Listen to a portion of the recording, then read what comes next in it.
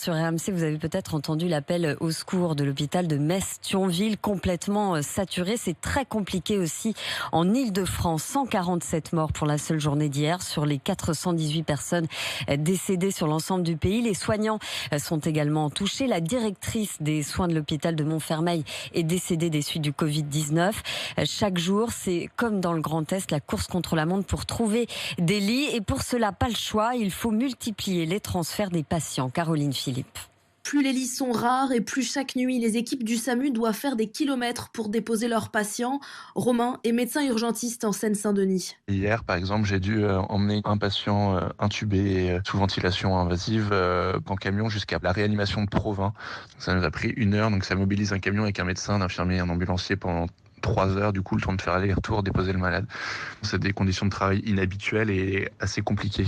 Pour absorber cet afflux de patients, les hôpitaux privés sont mobilisés. Sarah, infirmière en réanimation à Montsouris, reçoit chaque jour des malades que l'AP-HP, l'assistance publique Hôpitaux de Paris, ne peut plus accueillir. Les patients que j'ai pu recevoir, c'est des patients qui sont arrivés de l'hôpital Bichat, de l'hôpital Avicenne. En une nuit, on peut y avoir 10 appels du SAMU. Parce que les hôpitaux publics ne pouvaient plus prendre en fait. On était un peu en deuxième ligne après la PHP pour pouvoir un petit peu les soulager. Dès qu'un lit se libère en cas de sortie du patient ou de décès, ils prennent immédiatement une demande du SAMU, mais ces structures privées arrivent elles aussi à saturation. Le confinement